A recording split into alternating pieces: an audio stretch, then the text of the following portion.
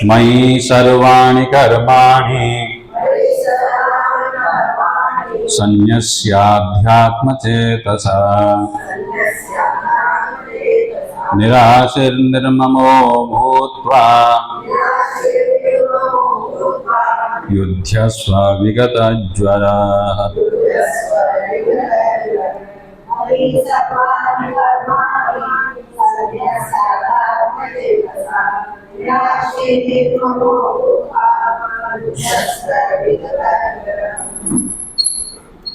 श्लोक अर्थ तो ही गया था, भूमिका भी हो गई थी, टीका से देखते।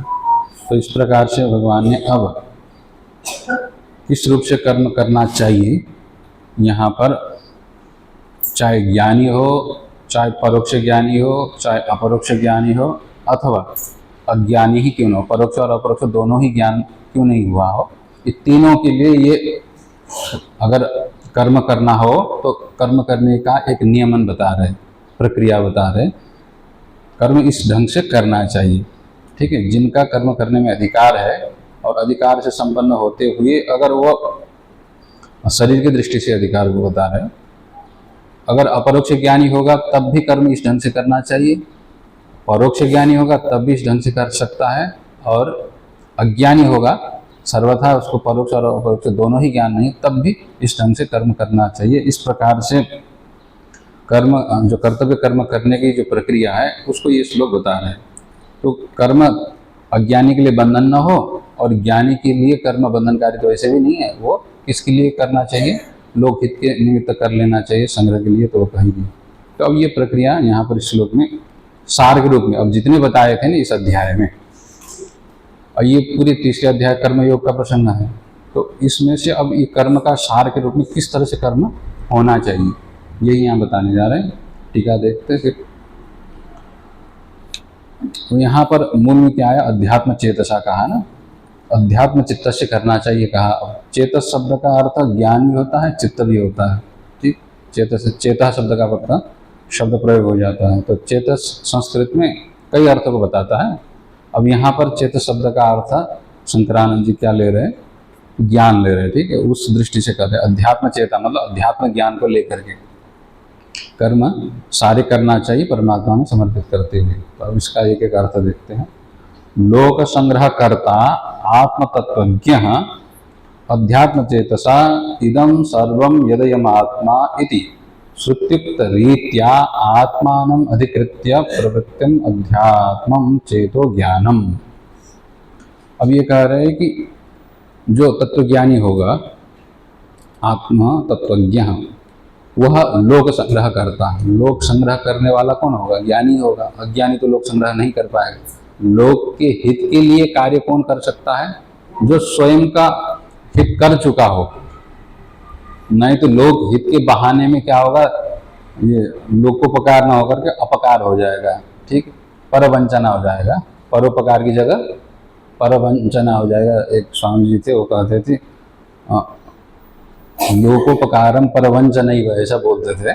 जब तक आत्मज्ञान न हो, जब तक स्वात्मबोध न हो, ऐश्वर्य की प्राप्ति उस तरह की ऐश्वर्य न हो, ऐश्वर्य मतलब बाहर का धन का नहीं, आत्मरूप धन की जब तक प्राप्ति न हो ना, ऐश्वर्य की प्राप्ति न हो, तब तक क्या हो जाता है कि लोग हित करने की जो इच्छा है, शुरू में तो अच्छा दिखता है, हाँ अच्छा लगता है, किंतु जैसे जैसे विषयों के साथ संग होने लग जाता है ना, तो फिर उसमें सुंदरता की बुद्धि के कारण ये अच्छा है करके फिर क्या होने लगता है, धीरे धीरे अब वो वंचना के रूप में, ठगी के रूप में प्रस्तुत हो जाता है। अब वो समाज में दिख भी जाएगा।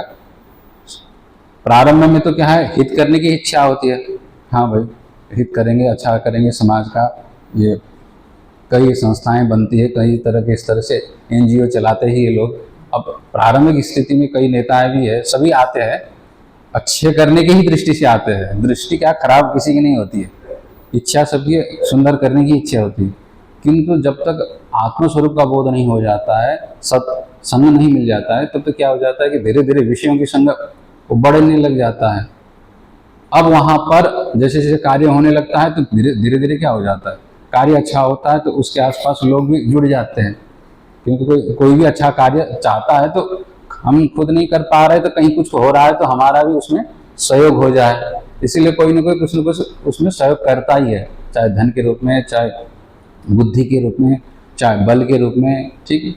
अब वो परिश्रम के रूप में जिसकी जहाँ योग्यता होती है, जैसी योग्यता होती है, उसी तरह से वह सहयोग करने लग जाता है। अब धीरे धीरे क्या हो जाता है, जब समूह हो जाता है तो अब उसमें शक्ति आ जाती है। देखिए समूह क्या कर देता है, उसमें बल प्रदान कर देता है। धीरे धीरे जैसे बढ़ जाता है, जैसे गुरुत्व बल होता है ना, जैसे जैसे भार वस्तुएं बढ़ जाता है उसमें भार बढ़ जाता है, गुरुत्व शक्ति भी बढ़ जाती है। उसी तरह से ये शक्ति भी अब लोगों की समूह होने पर शक्ति बढ़ जाता है।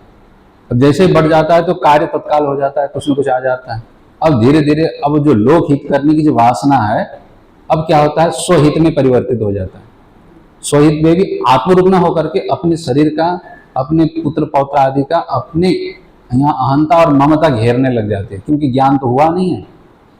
तो जैसे ही अहंता और ममता उसको हावी होने लगता है तो फिर ये क्या हो जाता है, परहित की जगह वहाँ पर अपर वंचना शुरू हो जाता है कि किसी तरह से लोगों को बेवकूफ बनाया जाए और अपना ही हित साधा जाए। तो यहाँ पर अब वो स्वामी जी कहते थे, इसलिए कोई परोपकार करता हूँ ये सोचता है ना, तो वास्तव में जब तक आत्मज्ञान नहीं हुआ हो, अगर वो बोलता है तो वास्तव में वो ठगी ही होगा, अंततः जाकर के ठगी में ही परिवर्तित हो जाता है। तो लोकहितम परवंचनाय, ऐसा उनका ये कहना था। हाँ हाँ, नहीं लोकहित ठीक है, ये भावना अच्छी है, किंतु अब उसके मूल में जब तक, इसीलिए नियमन बनाना पड़ता है ना। इसलिए कहीं भी लोक में ही कोई हित करने के लिए कुछ बात करता है, इकट्ठा करने लग जाता है, तो फिर वहाँ क्या करता है, सरकार प्रतिबंध लगा देती है कि अगर करना हो तो संस्था बनाओ, नियम के अंतर्गत लाओ। संविधान इसलिए जरूरत पड़ जाता है ना, कोई भी संस्था बनता है तो उसको बांधने के लिए क्या जरूरत होता है, नियम की जरूरत पड़ जाता है। तो यहाँ पर भी भगवान नियम की ही बात कर रहे हैं। तो जब तक नियमन नहीं होगा तो वासना हावी हो जाती है, तो फिर वहाँ पर मन मर्जी होने लग जाती है, वासना हावी हो जाती है। तो उसको नियमन करने के लिए सब जगह नियम की आवश्यकता पड़ती है। अब आत्मज्ञान हो गया हो तो ठीक है, उसके लिए जरूरत नहीं पड़ता है, किंतु उसके आसपास जितने लोग हैं उनको तो आत्मज्ञान हुआ नहीं, उनको नियमन करने के लिए भी जरूरत पड़ जाती है। तो यहाँ पर लोक संग्रह करता कह रहे हैं ना, लोक संग्रह करने वाला कौन होगा, वास्तव में आत्मज्ञानी ही होगा। इसलिए शंकराचार्य जी आ गए थे, आदि शंकराचार्य जी। अब 32 की उम्र में उन्होंने जितना कार्य किया धर्मोद्धार और ये सनातन धर्म की, वैदिक धर्म का संरक्षण जैसे किया, वैसा अब तक कितने 1200-1300 साल हो गए, फिर दूसरा कोई नहीं आ पाया, क्योंकि वो आत्मज्ञ थे, तत्वज्ञ थे। उनको स्वार्थ का कोई प्रयोजन ही था नहीं, तो उनका लोकहित ही प्रयोजन था। इसलिए जितना कार्य वो कर पाए, और कोई कहीं नहीं कर पाए उतनी उम्र में, नहीं हो पाता है। बाकी जगह सभी जगह मठ मंदिर बहुत बने हैं, फिर भी मठ मंदिर बनने मात्र से कार्य तो नहीं होगा ना। कार्य सनातन धर्म को संरक्षण करने के लिए उसकी मूलभूत क्या है, विद्या की आवश्यकता होती है। ठीक है, उपनिषद का ये जितने जो रहस्य है, जितना उन्होंने भाष्य किया, और जिस तरह से परंपरा अक्षुण्ण रूप से अभी भी चल रहा है, बाकी नहीं चल रहा है। देखिए उपनिषद के है, भाष्य है, जितने अभी हम लोगों को सुनने को तो मिल रहा है ना। अब ये किस तरह से मिल रहा है, तो वो अक्षुण्ण परंपरा शंकराचार्य से आई हुई है, वही क्या है, शिष्य को उन्होंने अध्ययन करवाया, फिर उन शिष्यों ने धीरे धीरे परंपरा चलते हुए हम लोग तक पहुंचा है। तो वो क्यों पहुंचा, क्योंकि वो ज्ञान की महिमा थी। तब तो ज्ञान के द्वारा किया हुआ जो कार्य होता है वो उसी तरह से आगे बढ़ता रहता है, और उसमें कोई स्वार्थ नहीं था। तो अभी हम लोग उपनिषद वगैरह चिंतन कर रहे हैं, तो कोई मठ बनाना है, कोई मंदिर बनाना है, कोई पैसा इकट्ठा करना है, ऐसा तो प्रयोजन है नहीं। और ये पढ़ करके आप इकट्ठा भी नहीं कर पाएंगे, इसका प्रयोजन ही नहीं, उद्देश्य नहीं। कुछ समय से कुछ दिखाने के लिए कर भी लेंगे, तब इसका मूलभूत उद्देश्य क्या है, अज्ञान की निवृत्ति कराना है। ठीक, तो इस तरह से आत्मज्ञानी ही वस्तुतः क्या होता है, लोक संग्रह करता होता है, वही लोकहित कर सकता है।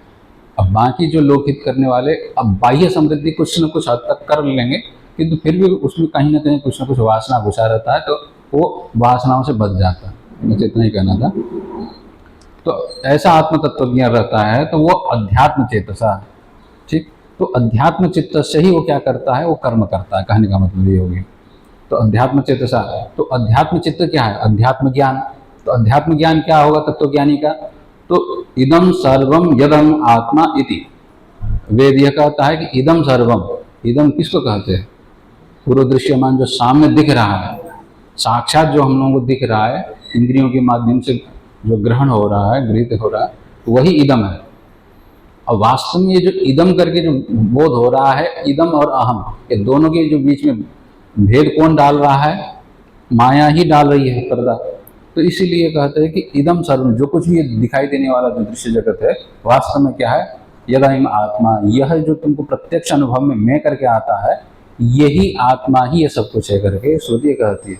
तो इसका मतलब ये हो गया कि आत्मस्वरूप में ये सारे अध्यारोपित हो गए। ये कैसे? अभी आप लोगों ने तो इसका तो चर्चा सुना ही होगा। अब जड़ वस्तु को आत्मा कह रहे हैं, तो ये कैसे संभव हो सकता है? एक चेतन वस्तु है, दूसरा जड़ वस्तु है, दोनों एक कैसे हो सकता है? जड़ चेतन नहीं होता है, चेतन जड़ नहीं होता है। अब श्रुति क्या कह रही है? इदम सर्वम यदेयम आत्मा, ये जो कुछ भी दिखाई देता है वो सब कुछ क्या है? आत्मस्वरूप है, आत्मस्वरूप से अतिरिक्त हो नहीं सकता। अब यहाँ पर ये बात अत्यंत क्या है, ये अध्यास भाष्य में भी शंकराचार्य ने जो ब्रह्मसूत्र के शुरुआत ही ब्रह्मसूत्र का क्यों करना है, क्या जरूरत पड़ी? आत्मा में ये स्पष्ट बोध हो रहा है और ये सारा जगत जड़ भिन्न है। दोनों का अज्ञान होता तब उस अज्ञान को मिटाने के लिए ग्रंथ प्रारंभ करना समुचित था। ये पूर्व पक्ष था, तो उसको सिद्ध करने के लिए अध्यास भाष्य शुरू हुआ है ब्रह्मसूत्र। दोनों के बीच में अध्यास है, ये बात बताने के लिए। अब दोनों के बीच में अध्यास है, तो फिर ये सब कुछ आत्मा करे कि अध्यास को लेकर के बोल रहे, क्या भ्रम को लेकर के बोल रहे? तो नहीं, ये यथार्थ को लेकर बोल रहे। श्रुति यथार्थ को लेकर के बोल रही, और भ्रम भी क्या है? ये शरीर ही में होकर के भ्रम होता है। देखे, अब भ्रम को ही श्रुति बता रही है, ये बात भी नहीं है। यह शरीर में हूँ, ये बोध होता कि नहीं होता है? अभी यह शरीर भी इदम में आता है, और ये श्रुति भी कह रही है कि यह सब कुछ का आत्मा ही है करके। तो फिर हमारे अनुभव में और श्रुति के कहने में क्या अंतर क्या आया? तो हमारे अनुभव तो भ्रम को लेकर के हो रहा है, और वेद जो कह रहा है सर्वम यदाइम आत्मा करके, वो यथार्थ को लेकर के बोल रहा है। फिर अनुभव में तो फिर ये बताने में तो अंतर नहीं आ रहा है ना। तो अब ये अंतर कैसे आ गया? अंतर यही होगा कि श्रुति यथार्थ को देख करके बोल रही है, हम लोग यथार्थ को जाने बिना ही शरीर को शरीर रूप में भिन्न ही रूप से देख रहे हैं। आरोपित वस्तु को अतिरिक्त सत्ता मानते हुए हम क्या कहते हैं कि उस सत्ता के साथ एकता मानते हैं। और ये श्रुति जो कह रही है, ये जो कुछ भी दिखाई देता है, वो दिखाई देने वाले पदार्थों के अतिरिक्त सत्ता पर निराकरण करते हुए उसके जो अधिष्ठान है उसके मात्र सत्ता को बता रही है। जैसे उदाहरण, वो एक ही उदाहरण उपनिषद में ज़्यादा प्रसिद्ध है, अथवा वेदांत में रस्सी वाले ही उदाहरण देते हैं। ठीक है, तो अब रस्सी में जो सांप दिखाई देता है, अब पहले जो दिखाई दे रहा है भ्रम के काल में भी वही कहेंगे यही सांप है। ठीक है, और यथार्थ बोध होने के बाद भी जो कुछ भी दिखाई दे रहा था वह सब कुछ क्या है? रस्सी ही है। अब दोनों स्टेटमेंट लगता है कि यही सांप था, जो कुछ भी है यही है। अब बाद में भी आ रहा है जो कुछ भी है यह रस्सी ही है। तो थोड़ा सा नज़र बदल जाता है, किंतु वही क्या है? सबसे बड़ा अंतर आ जाता है। अब यहाँ पर जो कुछ भी है दृश्य जगत के लिए कह रहे, अब जो कुछ भी सामने जो दिखाई दे रहा था, अब भूतकाल में प्रयोग करना पड़ता है। श्रुति क्योंकि काल से बंधी नहीं है, तो फिर था है कुछ नहीं बोलती है। ठीक है, अब वेद का जो ज्ञान काल से बंधा नहीं रहता है ना, यथार्थ सभी काल में यथार्थ ही रहता है। अब जिस समय में जिसको भ्रम हुआ है उसके लिए क्या वर्तमान और भूत भविष्य होता है। पहले रस्सी थी, फिर बाद में सांप देखा, फिर बाद में दोबारा रस्सी हो गई। अब ये क्या है? किसकी दृष्टि से हुआ ये काल? ये काल उसी की दृष्टि से हुआ जिसको ये अविद्या थी। इसीलिए काल अविद्या से भिन्न नहीं मानते वेदांत में। काल समय क्या है? माया ही है। माया से अतिरिक्त समय नाम की चीज होती ही नहीं। समय कब आता है? समय तब आता है जब अतिरिक्त वस्तु होता है। अब सृष्टि की प्रक्रिया में भी समय कब आता है? जब माया में स्पंदन शुरू हो जाता है, तब समय उत्पन्न होता है। समय वस्तु से अतिरिक्त नहीं होता है। वस्तु में गति जब जैसे शुरू हो जाता है तब हम उसको समय मानना शुरू कर देते हैं। तो अतिरिक्त समय होता ही नहीं अगर वस्तु न रहे, भिन्न वस्तु। अब श्रुति की दृष्टि से तो काल है नहीं, इसीलिए था उस समय में, अभी है, होगा, ऐसा श्रुति नहीं बोल रही। तो श्रुति की दृष्टि से क्या है कि जो कुछ भी है सारे ब्रह्म से अतिरिक्त है ही नहीं, आत्मस्वरूप से अतिरिक्त है ही नहीं। इसीलिए जो सामने जो कुछ भी दिखाई दे रहा है जगत दृश्यमान, वह जगत के रूप में दिखाई देते हुए भी वर्तमान में अगर अज्ञानी की दृष्टि से जगत अतिरिक्त सत्तावान होते हुए भी वो अतिरिक्त सत्ता अधिष्ठान की सत्ता से अतिरिक्त नहीं है। तो यहाँ पर जो श्रुति कहती है ना, इदम सर्वम यदयम आत्मा, ये इसको वेदांत की भाषा में क्या बोलते हैं, बाधायाम सामानाधिकरण्य। ठीक, दोनों एक साथ तो संभव नहीं हो सकता है। जगत की सत्ता भी अतिरिक्त हो और अधिष्ठान की सत्ता भी अतिरिक्त हो, आत्मा भी हो और वही जगत भी हो, एक साथ तो संभव नहीं है। वही सांप भी हो और वही रस्सी भी यथार्थ रूप से हो और सांप भी यथार्थ रूप से हो, दोनों ही एक साथ तो हो नहीं सकता। इसीलिए अब दिखाई तो देता है, अब व्यवहार भी होता है कि यही क्या है, सांप है, ये जो सामने दिखाई दे रहा है यही सर्प है बोल देते हैं। और जो सर्प दिखाई दिया था ये रस्सी ही है, ये भी भ्रांति काल में पहले सर्पों को प्रधानता से बोलते हैं और यथार्थ जैसे बोध होता है तो उसमें रस्सी की प्रधानता से बोलते हैं। जो सांप दिखाई देता था वह रस्सी ही है। अब पहले क्या बोलते थे, यह जो सामने दिखाई जो दे रहा था वह सांप ही है। तो पहले आरोपित की सत्ता प्रधान था, तो फिर हम क्या बोलते हैं, जो दिखाई देता था उसको मुख्य रूप से बोलते हैं। इसीलिए संसार की स्थिति में क्या होते हैं, जो कुछ भी यही है, जो कुछ भी दिखाई दे रहा है यही है, हमारा ही पत्नी शरीर ही सब कुछ है, मकान ही सब कुछ है, जो कुछ भी दिखाई दे रहा है वही सब कुछ है करके सबसे पहले यही दृष्टि आती है, क्योंकि वही दिखाई देता है।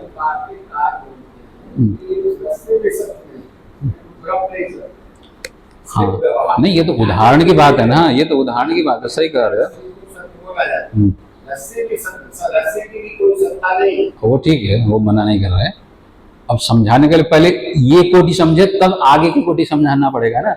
पहले यही सामने जो दिखाई दे रहा है सांप और रस्सी की कोटि की बात समझेंगे तो आखिर सांप क्या है वहां पर, प्रातिभाषिक है, रस्सी क्या है, व्यावहारिक है। और इन दोनों के दृष्टांत के द्वारा समझाना क्या चाहते हैं, पारमार्थिक सत्ता को समझाना चाहते हैं। तो पारमार्थिक सत्ता को समझने के लिए आपने ऐसा उदाहरण कहाँ देखा है जिसको लेकर के आप ये कह सकते हैं कि ये जो कुछ भी है वो एक ही तत्व है करके। तो अब देखिए यहाँ पर संसार में तो अलग अलग दिखाई देता है, अलग अलग व्यक्ति हैं, अलग अलग मकान, अलग अलग वस्तु, अलग अलग पदार्थ दिखाई देता है। अगर रस्सी में कहेंगे तो रस्सी में तो एक ही सांप है, तो समान उदाहरण कैसे हुआ।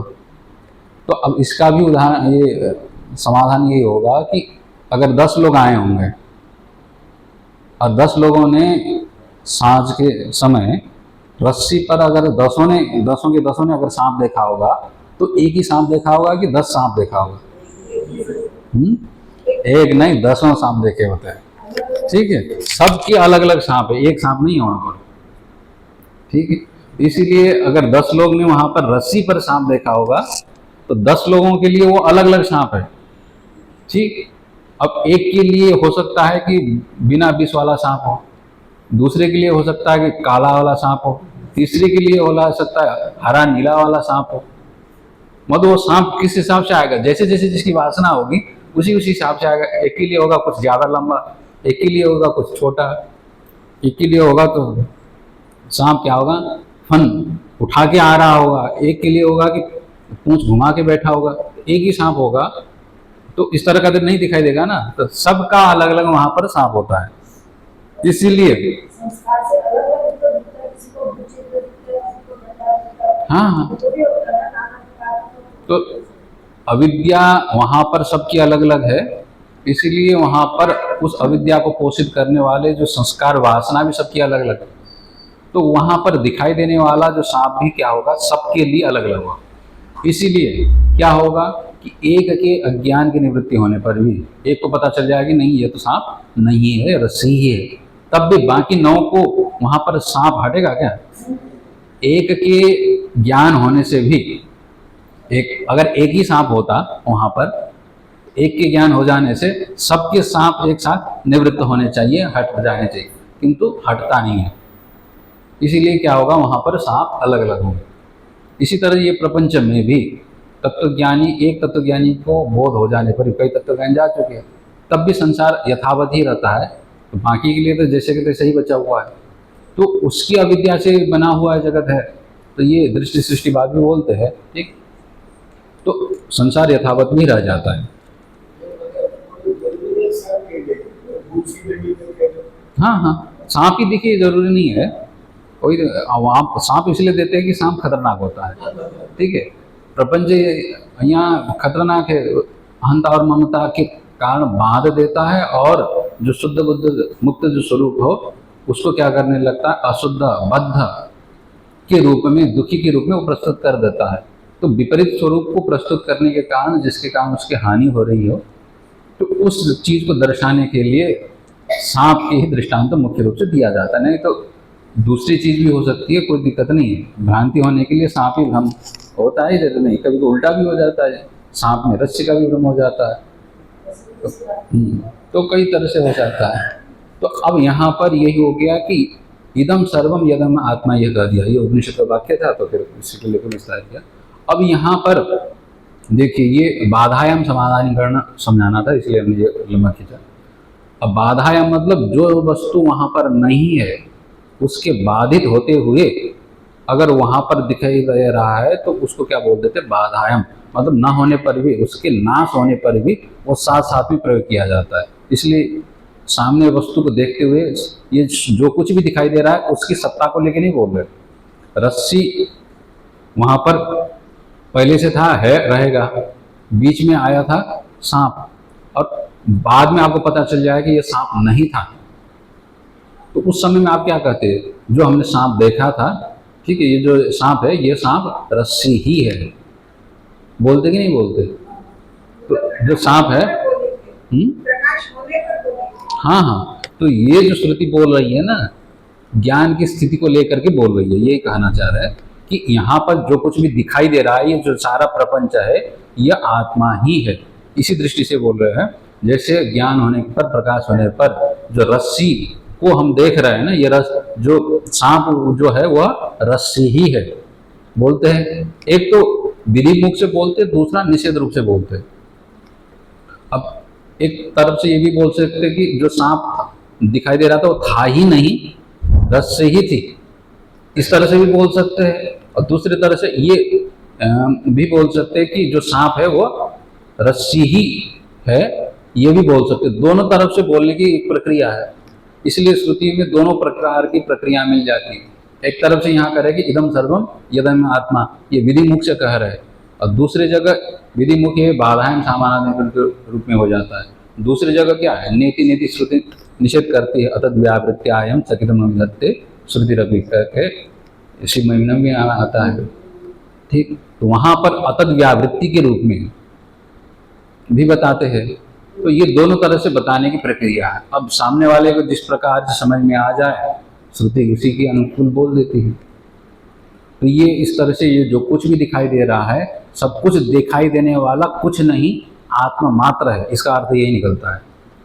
जैसे जो रस्सी में जो सांप दिखाई दे, ये सांप रस्सी ही है, मतलब सांप वस्तु तो कुछ भी नहीं है, रस्सी से अतिरिक्त नहीं है, तो उसकी मिथ्यात्व को ये बताता है, उसके भ्रमात्मकता को ये बताता है। ये आरोपित है, अधिष्ठान ही सत्य है।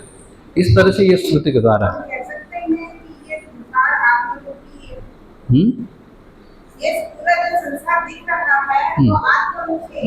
वही तो कह रहे हैं। तो यहाँ पर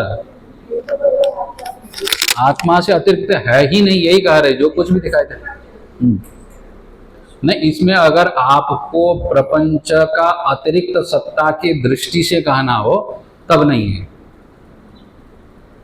जो कुछ भी दिखाई दे रहा है ये सब कुछ आत्मा ही है, ठीक।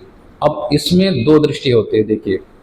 एक तो ये दृष्टि होता है कि इसकी उपादान कारण की सत्ता को लेकर के इसकी सत्ता एक मान सकते हैं, ठीक है, कार्य कारण भाव को लेकर के। जैसे मिट्टी से अतिरिक्त घड़ा होता ही नहीं, ठीक है।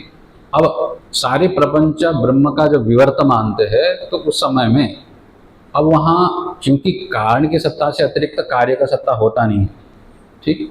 जिससे पैदा हो रहा है मिट्टी से, तो मिट्टी की सत्ता ही वास्तविक सत्ता है, तो फिर प्रपंच की भी सत्ता वास्तविक ही होनी चाहिए, ठीक। अगर मिट्टी वास्तविक है तो उससे बना हुआ घड़ा भी वास्तविक रहेगा। तो अब ब्रह्म से ही सारा जगत बना है, तो ब्रह्म से बना हुआ ये जगत भी क्या होगा, वह पारमार्थिक सत्ता ही होगा।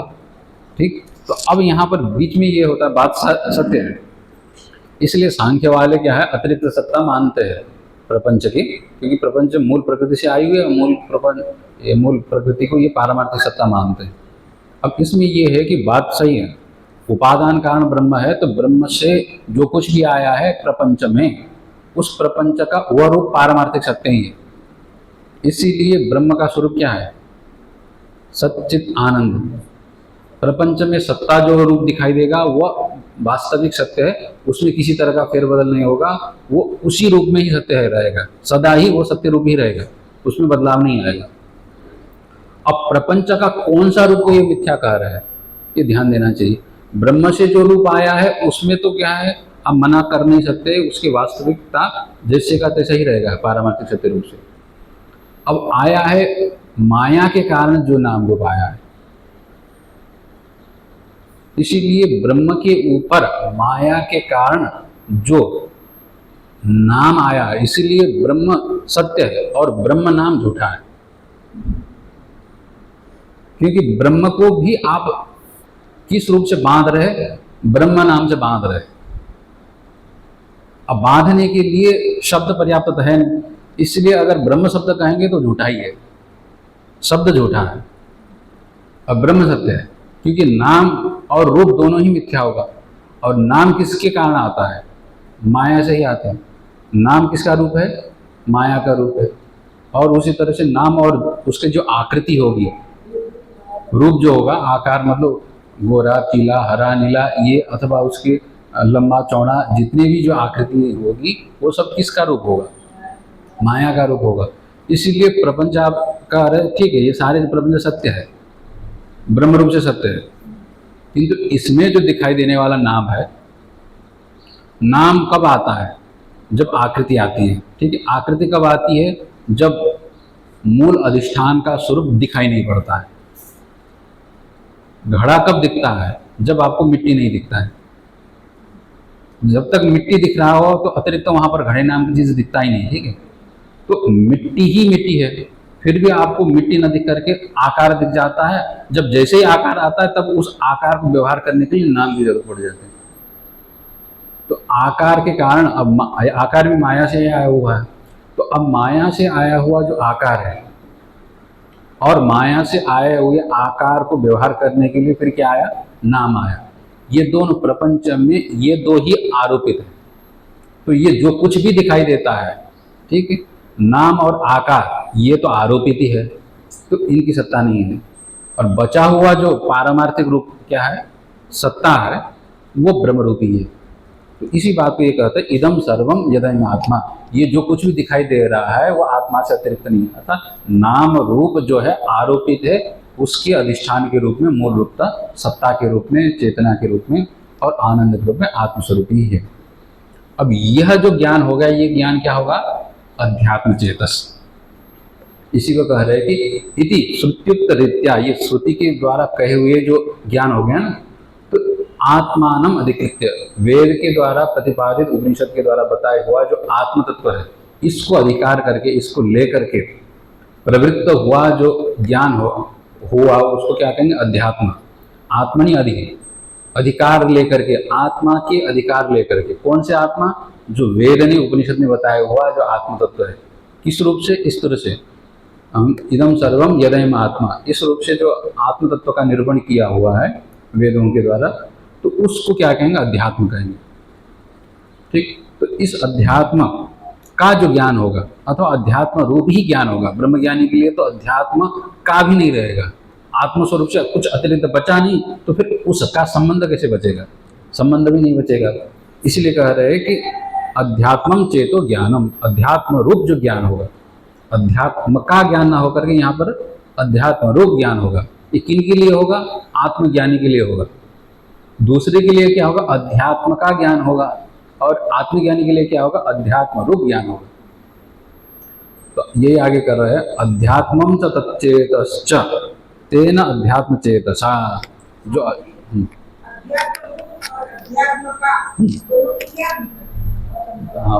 अब अध्यात्म मतलब आत्म स्वरूप को लेकर के होने वाला जो कुछ होता है उसको अध्यात्म कहेंगे। अधि आत्मनि अधि, अधि और आत्मा को मिलाकर क्या बनता है? अध्यात्म बनता है। ठीक है, संधि हो जाता है इकोएनर्जी सूत्र से। तो अधि शब्द है, अधि मतलब उसको लेकर के, अधिकार करके। किसको अधिकार करके? आत्म तत्व को। कौन सा आत्म तत्व को? सर्वम खलु इदम ब्रह्म। ठीक है, इदम सर्वम आत्मा, ये जो आत्म तत्व का प्रतिपादन श्रुति करती है, उस आत्मा को लेकर के जो कुछ होगा उसको क्या कहेंगे? अध्यात्म कहेंगे। वो अध्यात्म ही क्या है? चेतस है। चेतस मतलब ज्ञान है। तो आत्मस्वरूप ही तो ज्ञान है। ये हो गया किन के लिए? जिन्होंने आत्मस्वरूप को समझ लिया है, अज्ञानी के लिए। और जो परोक्ष ज्ञानी होगा अथवा अज्ञानी होगा उसके लिए क्या होगा? अध्यात्म विषयक जो ज्ञान होगा वो ज्ञान क्या होगा? चित्त की वृत्ति रूप होगा। आत्म विषय ज्ञानी की दृष्टि से अध्यात्म रूप जो ज्ञान है, उसी दृष्टि से ब्रह्मार्पणम ब्रह्म हवि, अर्पण भी ब्रह्म रूप है, हवि भी ब्रह्म रूप है। अब ज्ञानी की दृष्टि से वहां पर संबंध लगेगा ही नहीं। ज्ञानी की दृष्टि से संबंध क्यों नहीं लगता है? संबंध लगाने के लिए दो वस्तु जरूर होना चाहिए ना। संबंध किन के बीच में होता है? दो के बीच में होता है। अकेला होगा तो संबंध किसका किसके साथ होगा? नहीं होगा ना। तो ज्ञानी की दृष्टि आत्मस्वरूप से अतिरिक्त कुछ बचता नहीं है, इसीलिए संबंध होता नहीं। जब संबंध नहीं होता तो अध्यात्म का किसके साथ संबंध जोड़ेंगे? तो ये अंतर आ जाता है। ठीक है, तो अध्यात्म रूप ज्ञान और अध्यात्म का ज्ञान, इसमें ये दो अंतर आ गए। हाँ, ये कह रहे अध्यात्मम तच्चेतश्च, इसीलिए यहाँ पर अध्यात्म ही यहाँ पर चेतस ले रहे। चेतस मतलब ज्ञान, अध्यात्म स्वरूप ज्ञान। ये किनका? आत्मज्ञानी का ज्ञान। तेन अध्यात्म चेतसा, इस अध्यात्म चेतस को लेकर के, अध्यात्म ज्ञान को लेकर के ये क्या होगा? ज्ञानी का व्यवहार होगा। किस रूप से होगा? ब्रह्मार्पणम ब्रह्मभि ब्रह्माग्नौ ब्रह्मणाहुतम ब्रह्मैव तेन गंतव्यम ब्रह्म कर्म समाधिना।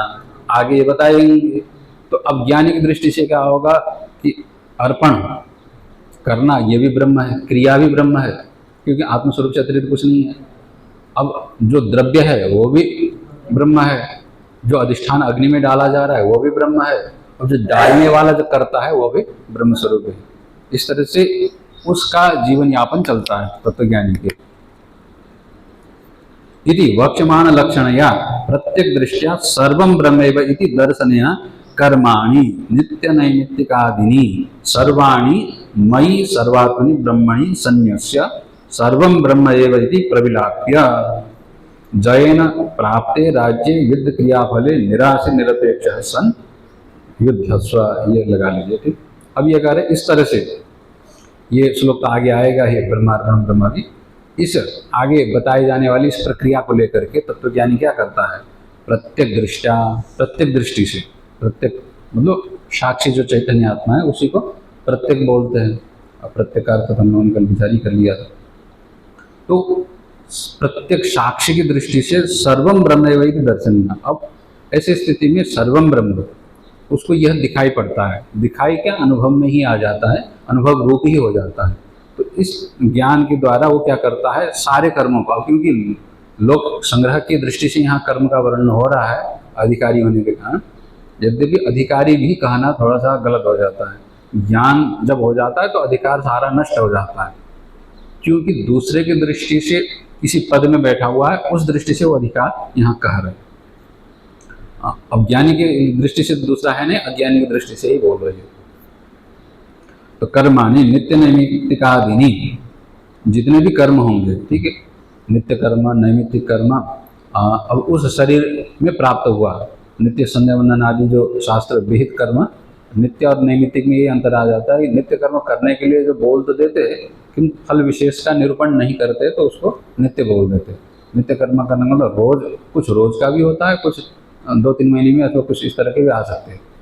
नित्य का मतलब है करना जरूर चाहिए, किंतु अब उसके फल विशेष की अपेक्षा किए बिना ही कर्म जब बताते हैं तो उसको नित्य कर्म बोल देते हैं। हाँ, अब किसी निमित्त विशेष को लेकर के आ जाता है, तो किसी पर्व विशेष को लेकर के, समय को लेकर के, देश को लेकर के, निमित्त कई हो सकते हैं, ठीक है, तो घटना को लेकर के, कभी किसी घटना को लेकर हो जाता है, कभी किसी देश को लेकर के होता है, कभी किसी समय को लेकर के हो जाता है। तो घटना देश विशेष को लेकर के कुछ कार्य करने के लिए जब शास्त्र कर देता है, ठीक है, नियमन कर देता है, तो उसको क्या कहते हैं, नैमित्तिक कहते हैं। तो नित्य कर्म, नैमित्तिक कर्म ये जितने भी हैं, बाकी काम्य कर्म करने के लिए तो बता ही नहीं रहे, क्योंकि अब तत्व ज्ञान हो चुका है तो कामना बची नहीं, तो काम्य कर्म तो उसके लिए होगा ही नहीं। तो ये नित्य और नैमित्तिक ये भी क्या है, लोकहित के लिए, ताकि उसको देख करके अज्ञानी कर्म नित्य नैमित्तिक करते रहे। इन सारे कर्मों का, सारे कर्म कहा तो सारे कर्म के अंदर ये नित्य और नैमित्तिक दो ही लिए। तो मयि सर्वात्मनि ब्रह्मणि संन्यस्य, ये सारे कर्म क्या करना चाहिए, परमात्मा में समर्पित करके करना चाहिए। तो मयि का अर्थ कर रहा है सर्वात्मनि ब्रह्मणि, मुझ में, और परमात्मा भगवान श्री कृष्ण स्वयं कह रहे मुझ में समर्पित कर देना चाहिए, मुझ में त्याग कर देना चाहिए, कर्म का त्याग करना चाहिए। अब यहाँ पर संन्यास का मतलब त्याग होता है, तो परमात्मा में कर्म को छोड़ देना चाहिए, ये बोल रहे हैं ना। तो यहाँ कर्म नहीं करना चाहिए नहीं बोल रहे, ठीक, कर्म का जो बंधन है, आसक्ति है, उसको छोड़ना चाहिए। ब्रह्मणि संन्यस्य, परमात्मा में छोड़ देना चाहिए। अब छोड़ने का तात्पर्य यहाँ क्या है, तो कह रहे सर्वम ब्रह्मैव इति प्रविलाप्य, जो कुछ भी है, करने की क्रिया, करने का जो कर्म, करने का जो कर्ता, सब कुछ ब्रह्म स्वरूप ही है, ऐसा करके लय कर देना चाहिए, ब्रह्म स्वरूप ही स्थित कर देना चाहिए। जो रस्सी में सांप दिखाई दे रहा था, लंबा जो दिखाई दे रहा था, जो चौड़ा दिखाई दे रहा था, जो गोरा दिखाई दे रहा था, जो काला दिखाई देता है, और जो उसका चलना था, जैसे सांप जैसे दिखाई देता है ना, वो चलने भी लग जाता है, बड़ा विचित्र है, हाँ, चलने लगता है, हिलता है, फनफनाता है, उसकी आवाज़ भी सुनाई देता है, बड़ा विचित्र हो जाता है। हमारे साथ भी एक बार वैसा ही घटना हो गया था, सांप के साथ नहीं, कुछ और दिखाई दे रहा था, हमको भूत दिखाई दिया था एक बार। तो अब वहाँ पर जैसे दिखने लग गया ना, आता है, बैठता है, फिर झुकता है, सब कुछ करता है, जब तक आपको यथार्थ नहीं दिखाई देता है तब तक सब कुछ हो जाता है। और उसकी वजह से आप डर भी लगने लग जाता है, पसीना आने लगता है, दिल धड़कने लग जाता है, और नींद नहीं आती है। तो अब ये क्या है, जैसे ही सृष्टि होने लगती है सब कुछ दिखाई देता है। अब जो कुछ भी दिखाई दे रहा था वह सब कुछ ब्रह्म रूपी ही है, मूल अधिष्ठान रूपी है। इस तरह से लय करना है। यहाँ पर संन्यास का मतलब त्याग करने का मतलब क्या त्याग होगा, त्याग करने की क्रिया भी तो वही रूप है। तो यहाँ त्याग का मतलब ये हो गया कि नित्य नैमित्तिक का जो कर्म हो रहा है वो परमात्मा में समर्पण करना। तो वो जो नित्य कर्म रूप है, करने की जो क्रिया रूप है, करने वाला कर्ता रूप है, और जिसके उद्देश्य से किया जा रहा है, सब कुछ ब्रह्म स्वरूप ही है। इस निश्चय रूप से रहना, यही यहाँ पर संन्यास हो गया, यही प्रविलाप हो गया। इसी तरह से प्रविलाप का मतलब यहाँ चिल्लाना नहीं, लय करना है। यहाँ प्रविलाप पे लिखा है ना, तो ब्रह्मैव इति प्रविलाप्य। एक तो लपन बोलने को भी बोलते हैं, प्रविलाप कर रहे हैं, तो प्रविलाप का मतलब बहुत चिल्लाता है, विलाप कर रहा है, ये बोलते हैं ना। तो यहाँ पर प्रविलाप का मतलब लय कर देना, विशेष रूप से ब्रह्म स्वरूप से अतिरिक्त है ही नहीं, ब्रह्म रूप ही है जो कुछ भी हो रहा है, ये निश्चय कर देना। यही यहाँ पर ये संन्यास रूप हो गया। तो इस तरह से करके क्या करना चाहिए, तो अब आराम से तुमको रह जाना चाहिए, जय मिले अथवा पराजय मिले। तो ये कह रहे कि अब जय न प्राप्त राज्य युद्ध क्रिया फले निराशित निरपेक्ष सन। अब युद्ध करोगे तो इसमें भगवान साथ में है तो विजय श्री प्राप्त होगा ही, इसमें तो कोई संशय है ही नहीं। जहाँ पर परमात्मा यत्र योगेश्वर कृष्ण यत्र पार्थ धनुर्धर तत्र श्री विजयो भूतिर ध्रुवा नितिर्मतिर्मम। संजय ने भी अंतिम में यही निर्णय सुना दिया, जहाँ परमात्मा का साथ हो वहाँ पर जय होना सुनिश्चित है। और यहाँ पर ये बात है कि अब बाह्य दृष्टि से भले ही वहाँ पर पराजय हो जाए, तब भी भगवान साथ में है तो वो जय ही है। अगर युद्ध में हार भी जाते अर्जुन, तब भी उनकी मनस्थिति में तो कोई क्षोभ न होता, आनंद ही रहता। इसीलिए बाह्य रूप से भले ही वो पराजय हो जाए, तब भी आध्यात्मिक रूप से उनके चित्त ज़्यादा शांत होने से उनको जय ही मिलेगा। ठीक है, ये समझ लेना चाहिए। तो इसलिए जय न प्राप्त है, अगर जय कर लेते हैं तो अब यहाँ चूंकि भगवान का साथ है तो, और क्योंकि घटना घट चुकी है, निश्चित हो चुका है, उन्होंने जय मिला हुआ है, तो ये निश्चित बात को लेकर कह रहे जय के द्वारा, विजय के द्वारा प्राप्त हुआ। युद्ध क्रिया फले, अब युद्ध की जो क्रिया है उसके फल के रूप में जो तुमको विजय प्राप्त हुआ है, उसमें क्या होना चाहिए तुमको, निराशीर, किसी भी तरह से आशा नहीं रखनी चाहिए, अगर निरपेक्ष। अब कामना ही क्या है, बांधने का कारण हो जाता है, तो कामना से रहित होकर के फल में इस तरह से होकर के तुम युद्ध करोगे। और आशा भी न रखो और ममता भी न रखो। तो ये हो गया कि बध्यमानेषु भ्रातरादिषु निर्ममो ममता रहितो भूत्वा एते मदीया मया हन्यन्ते इति यो ज्वरः संतापः स विगतो यस्य स विज्वरो निःशोको भूत्वा युध्यस्व। इस तरह से अब आशा, निराशित, निर्मम, दो शब्द है ना, एक तो आशा निराकांक्षा होकर के युद्ध करो और दूसरा निर्ममो होता, ममता रहित होकर के। अर्थात अब युद्ध कर्तव्य की स्थिति में ये भ्रातरादिषु मध्यमानेषु, ये भाई आदि जितने भी है युद्ध में उपस्थित सारे सगे संबंधी है, उनके साथ लड़ूंगा तो क्या होगा, इस तरह की जो ममता है, ये सारे ममता से रहित होकर के तुम क्या करो, युद्ध करो। तो क्या करना चाहिए, एते मदिया मया हन्यन्ते इति यो ज्वरः, ठीक है, विगत ज्वर कहा था। एक तो ममता रहित हो जाओ और उसके साथ संताप, ज्वर से रहित हो जाओ। ज्वर क्या होता है, जैसे ज्वर आता है तो तपाता है शरीर को, जैसे शरीर में कुछ रोग आता है तब जा आकर के ज्वर आता है, शरीर में कुछ वायरस घुस जाए, बैक्टीरिया घुस जाए, तो कुछ किसी तरह से शरीर में बिगड़ जाता है, तो शरीर को ठीक ठाक करने के लिए शरीर स्वयं क्या करता है, उसको उष्ण बना देता है, शरीर को गर्म बना देता है, ताकि शरीर अपने आप ठीक हो पाए, बाहर की परेशानी बाहर ही निकल जाए, भीतर न बैठे, रोग न बैठे। तो इसीलिए संताप आता है। अब मन में भी संताप क्यों आता है, जब अविद्या रूपी रोग घुसता है तभी जाकर के शरीर के मन में संताप आता है। तो इस तरह से एते मदिया, ये मेरे है, मेरे द्वारा मारे जाएंगे, तो ये बड़ा खेद होता है, ग्लानि रहती है ना, तो युद्ध करने वालों के लिए ये बड़ा ग्लानि रहती है। तो अब इस प्रकार के ग्लानि से रहित होकर के तुम संताप से रहित होकर के क्या करो, अब विगत ज्वर निःशको होता युद्ध से।